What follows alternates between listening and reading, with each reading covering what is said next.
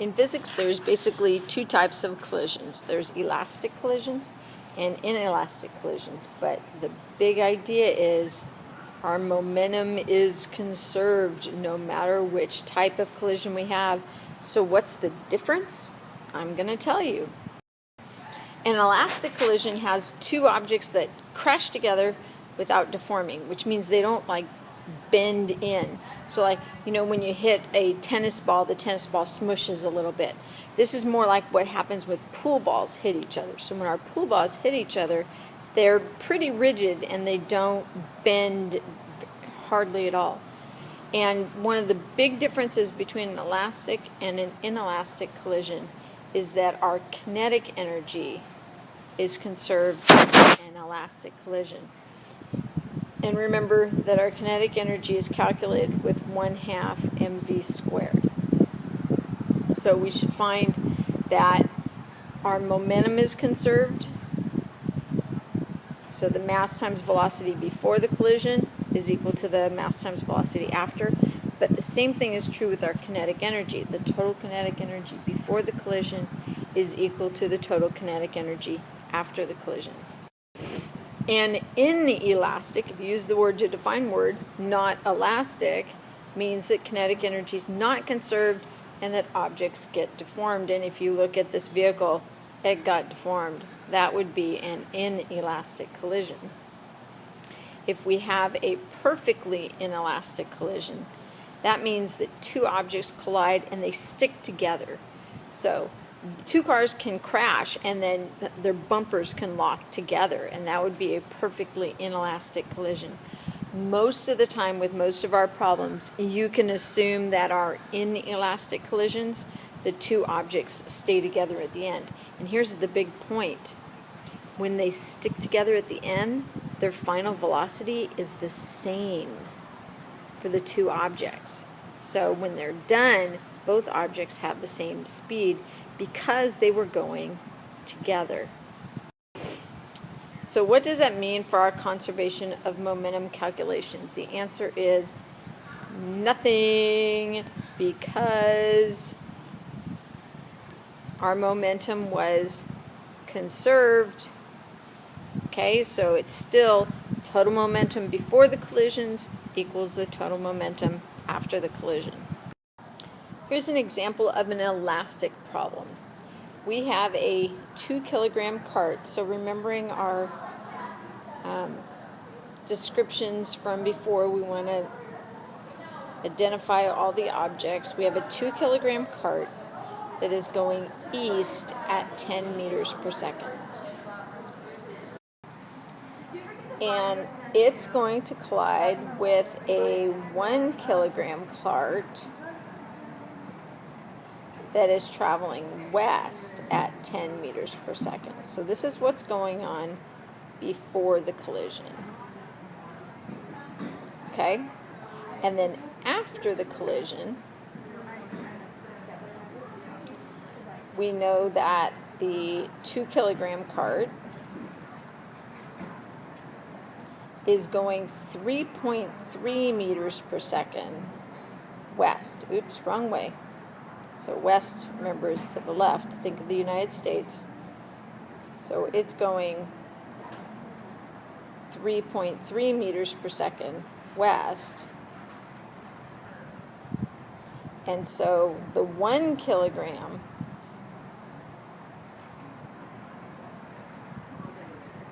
object, what is the final velocity? Okay, we don't know that it's going in the opposite direction, but we can kind of assume that they bounce off each other.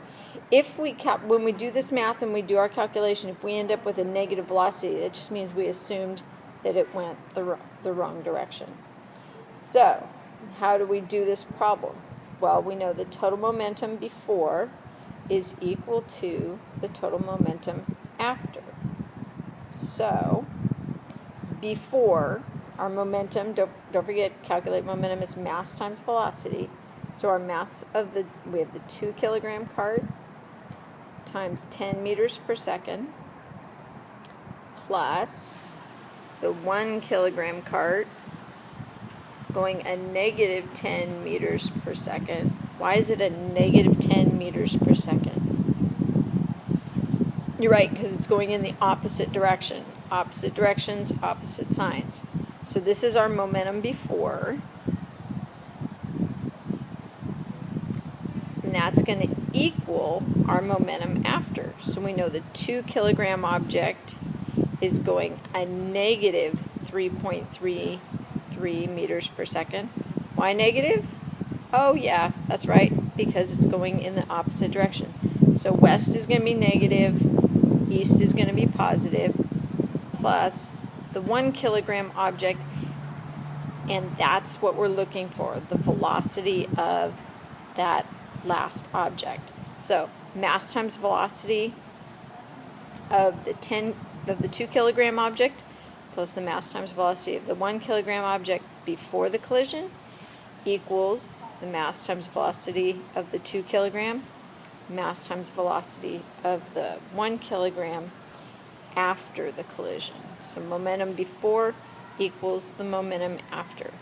So when we crunch all the numbers and do all the math, we get the velocity comes out to 16.66 meters per second. So since this was a elastic collision, we should find when we're all done that our kinetic energy was also conserved. We should have the same kinetic energy before and after the collision. So let's get all this stuff out of the way and let's calculate our kinetic energy. So this is our final velocity here. So that's one answer. But let's prove it's true using our kinetic energies. Remember, kinetic energy is 1/2 mass times velocity squared. So we have 1/2, this is before the collision.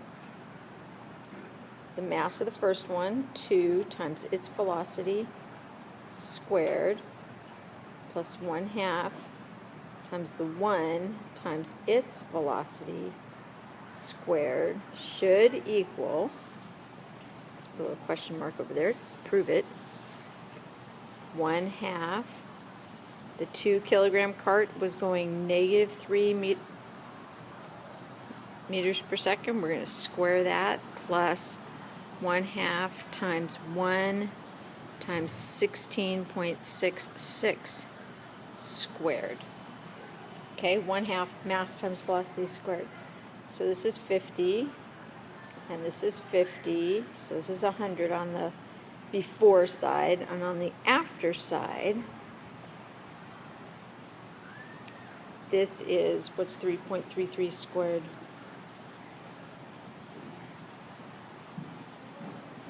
11.09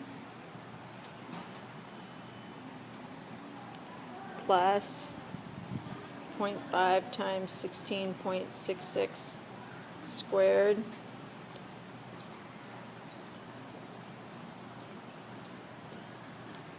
I got 139.8. Oh yeah, because this one's 100. I can add. Can't you multiply? This one's 100. You should be finding my errors. So this comes out to 150. And when we add these two together, that is also 150. And the unit for energy is the joule. So Joule, joules. That's how you abbreviate energy, joules. And so see, they are equal, so we must have done something right. All right, one more example. So remember, our last example, we have a 10 kilogram bag of rice that is going 5 meters per second, and it's going to land in a shopping cart that has a mass of 20 kilograms, and it's going to have an initial velocity of 0 before the collision. And then after the collision, they're going to be together. So the bag of rice is going to be in the shopping cart, and it's going to be traveling with some velocity that we don't know. Okay, same idea. Total momentum before is equal to the total momentum after. So the mass times the velocity of the rice plus the mass times velocity of the cart is equal to, now these guys are together, so this velocity is for the rice and the cart, so 10V plus 20V. So this is 30V on this side. And on this side, this is 0, so that goes away, is equal to 50. So we find our final velocity is 50 divided by 30, which is 1.67 meters per second. And that's for the bag of the rice and the cart. And it always should be, this kind of one way you can check to see if you've done it kind of correctly. It should be smaller than this initial velocity. And if you did the 1/2 mv squared, you would easily find that our kinetic energy was not conserved. So we have 1/2 the 10 kilogram bag of rice times its velocity squared, and then the shopping cart didn't have any initial velocity to begin with, is equal to 1/2 times the 10 times the 1.67 squared plus 1/2 times the 20 times the 1.67 squared. And so on this side we have 125. 5 squared's 25 times 10 is 250, half of that is 125. Is equal to 0.5 times 10 times 1.67 squared.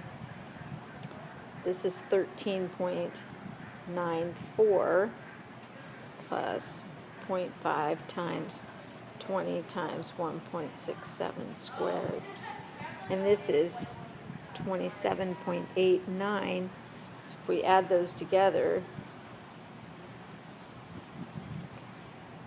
we get 41.83 joules. So we can see that our kinetic energy was not conserved. We actually lost some kinetic energy in the collision because the rice got smushed, and so that some of that smushing happened. There's friction going on between the rice bag and the cart, so all that energy went to other places. And that is as easy as it is.